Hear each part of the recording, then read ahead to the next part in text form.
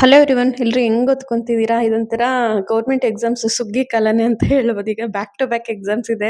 And ಈಗ ಮೊನ್ನೆ PC exam ಮಾಡಿದ್ರಲ್ಲ, ಈಗ ಆಲ್ರೆಡಿ ಅದು ಸ್ಕೋರ್ ಲಿಸ್ಟ್ ಬಿಟ್ಟಿದ್ದಾರೆ ಅಂಡ್ ಫಿಸಿಕಲ್ ಡೇಟ್ಸ್ ಅನೌನ್ಸ್ ಮಾಡಿದ್ದಾರೆ. ಈಗ ಫಿಸಿಕಲ್ ಮುಗಿಸಿದ ತಕ್ಷಣ ಆ ಕಡೆ ಒಂದು 10 ಡೇಸ್ಗೆಲ್ಲ ಆಲ್ಮೋಸ್ಟ್ ಫೈನಲಿಸ್ಟ್ ಬರೋ ಎಲ್ಲ ಸಾಧ್ಯತೆಗಳಿದೆ. ನಿಮಗೆ ಸೆಪ್ಟೆಂಬರಲ್ಲೇ ಫೈನಲಿಸ್ಟ್ ಸಿಗ್ಬೋದು. ಯಾರು ಚೆನ್ನಾಗಿ ಮಾಡಿದ್ದೀರಾ ಅವ್ರಿಗೆ ಆಲ್ ದಿ ಬೆಸ್ಟ್. ಫಿಸಿಕಲ್ ಚೆನ್ನಾಗಿ ಮಾಡಿ ಅದನ್ನ ಮಿಸ್ ಮಾಡ್ಕೊಬಿಡಿ. ಒಳ್ಳೆ ಸ್ಕೋರ್ ಬಂದಿರುತ್ತೆ, ಬಟ್ ಫಿಸಿಕಲ್ ಆಗಲಿಲ್ಲ ಅಂದ್ರೆ ಪ್ರಾಬ್ಲಮ್ ಆಗುತ್ತೆ. ಸೊ ಈಗ ನಾನು ಯಾವ ರೀತಿ ನೋಟ್ಸ್ ಮಾಡ್ತಿದ್ದೀನಿ ಅಂತ ತೋರಿಸ್ತೀನಿ. ಪಾಲಿಟಿ ಈ ತರ ನೋಟ್ಸ್ ಮಾಡ್ಕೊಂತಿದ್ದೀನಿ. ಅಂದ್ರೆ ಸೇಮ್ ಗಂಗಾಧರ್ ಸರ್ ಬುಕ್ ಇದೆಯಲ್ಲ, ಅದರಲ್ಲೂ ಓದ್ಕೊಂಡು ಇದರಲ್ಲಿ ನೋಟ್ಸ್ ಮಾಡ್ಕೊಂತಿರೋದು. ಮತ್ತೆ ಅಷ್ಟು ದೊಡ್ಡ ಪುಸ್ತಕ ಓದಕ್ಕೆ ಟೈಮ್ ವೇಸ್ಟ್ ಆಗುತ್ತಲ್ಲ, ಎಕ್ಸಾಮ್ ಟೈಮಲ್ಲಿ ರಿವಿಷನ್ಗೆ ಯೂಸ್ ಆಗುತ್ತೆ ಅಂತ ಹೇಳಿ ಹಿಂಗ್ ಮಾಡ್ಕೊಂತ ಇದ್ದೀನಿ. ಅಂದ್ರೆ ನಾನು ಎಕ್ಸಾಂಪಲ್ ಹೇಳ್ತೀನಿ ನಾನು ಹೆಂಗ್ ಮಾಡ್ಕೊಂತಿದ್ದೀನಿ ಅಂತ, ನಿಮ್ಗೆ ಏನಾದ್ರು ಯೂಸ್ ಆಗ್ಬೋದು ಈ ಟೆಕ್ನಿಕ್. ಈಗ ರಾಷ್ಟ್ರಪತಿ ಓದಿದೀವಿ ಅಂದ್ಕೊಳ್ಳಿ, ಇದ್ರ ಜೊತೆಗೇನೆ ರಾಜ್ಯಪಾಲರು ಕೂಡ ಓದ್ಕೊಬಿಡೋದು. ಅಂದ್ರೆ ಎರಡೂನು ಒಂದೇ ಕಡೆ ನೋಟ್ಸ್ ಇದ್ದಾಗ ಏನಾಗುತ್ತೆ, ಪಾಯಿಂಟ್ಸ್ ಈಸಿ ಆಗುತ್ತೆ. ಲೈಕ್ ಕೆಲವು ಅರ್ಹತೆಗಳು ಸೇಮ್ ಇರುತ್ತೆ.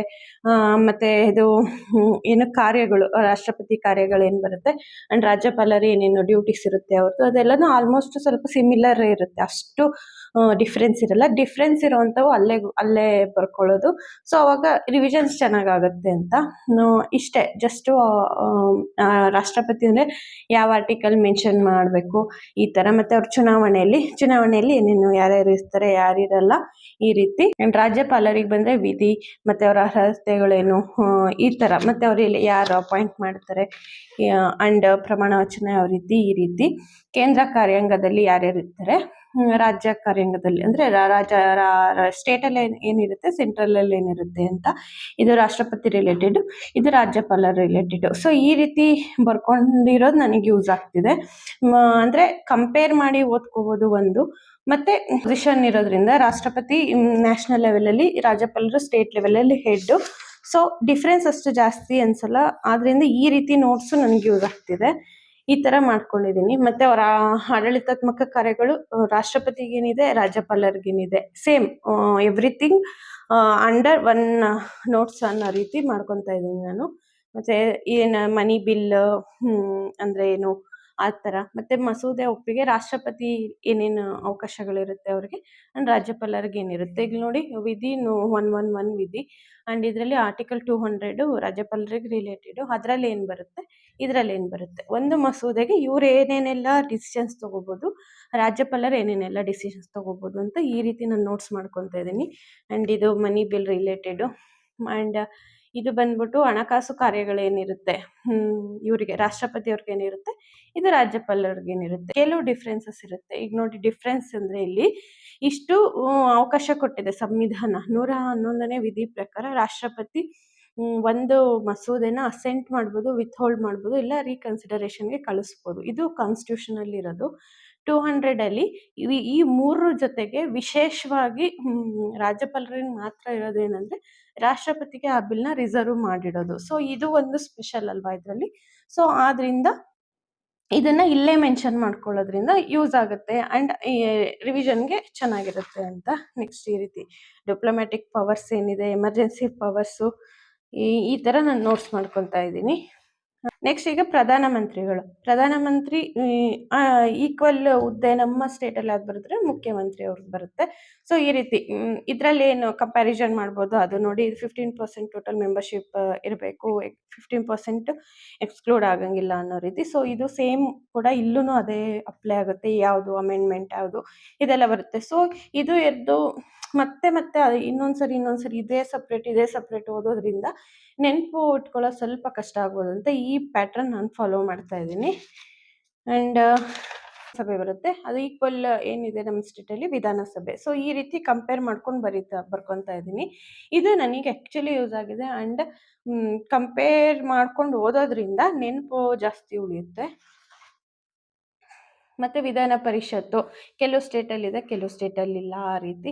ಮತ್ತೆ ಅದಕ್ಕೆ ಯಾವ ರೀತಿ ಎಲೆಕ್ಷನ್ ಮಾಡ್ತಾರೆ ವಿಧಾನ ಪರಿಷತ್ತಿಗೆ ಅನ್ನೋದು. ಮತ್ತೆ ರಾಜ್ಯಸಭಾ ಅವಧಿ, ಇಲ್ಲಿ ರಾಜ್ಯಸಭೆಗೆ ಈಕ್ವಲ್ ಏನಿದೆ ವಿಧಾನ ಪರಿಷತ್ತು. ಸೊ ಅದ್ರದ್ದು ಏನಿದೆ ಹಿಂಗೆ ನೋಟ್ಸ್ ಮಾಡ್ಕೊತಾ ಇದ್ದೀನಿ ನಾನು.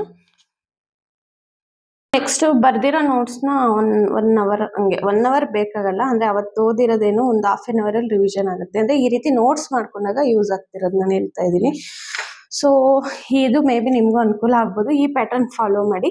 ಆ್ಯಂಡ್ ಎಕಾನಮಿನೂ ಇದೇ ರೀತಿ ಮಾಡ್ಕೊಂಡಿದ್ದೀನಿ ನೋಟ್ಸ್ ನಾನು. ಎಕಾನಮಿ ಟಾಪಿಕ್ಸು ಆಲ್ಮೋಸ್ಟ್ ಆಫ್ ಮುಗಿಸಿದ್ದೀನಿ. ಆ್ಯಂಡ್ ಇದರಲ್ಲೇ ಇದು ಫ್ರಂಟಲ್ಲಿ ಪಾಲಿಟಿ, ಇದು ಬ್ಯಾಕಲ್ಲಿ ಈ ರೀತಿ ಎಕಾನಮಿ ಮಾಡ್ಕೊಂಡಿದ್ದೀನಿ. ಎಕಾನಮಿ ಟಾಪಿಕ್ಸು ಬ್ಯಾಕಲ್ಲಿದೆ, ಫ್ರಂಟ್ ಇದರಲ್ಲಿ ಪಾಲಿಟಿ ಇದೆ. ಯಾಕಂದರೆ ಇಷ್ಟೊಂದು 200 ಪೇಜಸ್ ಇದು ಇಷ್ಟ ಆಗಲ್ಲ. ಇದರಲ್ಲೇ ಒಂದು 3ರಿಂದ 4 ಸಬ್ಜೆಕ್ಟ್ ನೋಟ್ಸ್ ಮಾಡ್ಕೋಬೋದು. ಸೊ ಸುಮ್ಮನೆ ಮತ್ತೆ ಇನ್ನೊಂದು ಬುಕ್ಕು ಆ್ಯಂಡ್ ಸುಮ್ಮನೆ ಕ್ಯಾರಿ ಮಾಡೋದೇನಕ್ಕೆ, ಈಗ ಇನ್ ಕೇಸ್ ಎಲ್ಲಾದರೂ ಹೋದಾಗ, ಊರಿಗೆ ಹೋದಾಗ ಹಂಗೆಲ್ಲ ಇದೊಂದು ತೊಗೊಂಡೋದ್ರೆ ಒಂದು 3 ಸಬ್ಜೆಕ್ಟ್ ರಿವಿಷನ್ ಆಗ್ಬೋದು.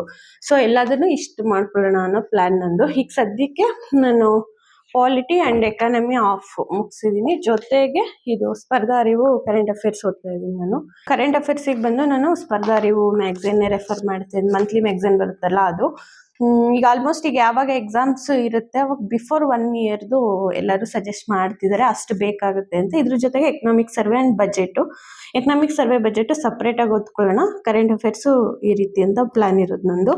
ಅದೇ KA ಇಂದ ಆಲ್ಮೋಸ್ಟ್ ಅಕ್ಟೋಬರ್ ಆರ್ ನವಂಬರಲ್ಲಿ ಎಕ್ಸಾಮ್ಸ್ ಬರ್ಬೋದು ಅಂತ ಹೇಳ್ತಿದ್ದಾರೆ. ಅಂದರೆ ಈಗ ಕಾಲ್ ಆಗಿರೋ ಅಂದರೆ BA ಆ್ಯಂಡ್ ಸರ್ವೆ ಎಕ್ಸಾಮು ಅಕ್ಟೋಬರಲ್ಲಿದೆ, ಅದೆಲ್ರಿಗೂ ಗೊತ್ತಿದೆ. ಡೇಟ್ ಅನೌನ್ಸ್ ಮಾಡಿದ್ದಾರೆ already.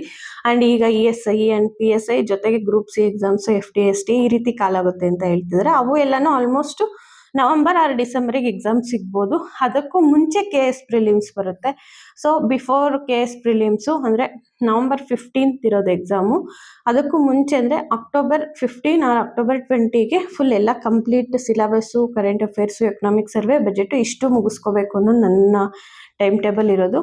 So every day almost ಒಂದು 8 to 9 hours ಓದಿದ್ರೆ ಅಷ್ಟು ಕವರ್ ಆಗ್ತಿದೆ. ಯಾಕಂದರೆ ಈಗ ಸಪೋಸ್ ಇದನ್ನೇ ತಗೊಳ್ಳಿ, ಏನು ಸ್ಪರ್ಧಾ ಅರಿವು ಮ್ಯಾಗ್ಝೈನು ಆಲ್ಮೋಸ್ಟ್ 150 ಅಂತ ಆವ್ರೇಜಾಗಿ 150 ಪೇಜಸ್ ಅಂತೂ ಇದೆ ಇದು ಮ್ಯಾಗ್ಝೈನು.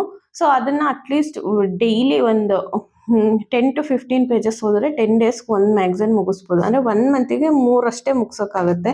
ಸೊ ಅದು ಅಸಾಧ್ಯ. ಮತ್ತು ಎಕನಾಮಿಕ್ ಸರ್ವೆ ಓದಬೇಕು, ಬಜೆಟ್ ಓದಬೇಕು.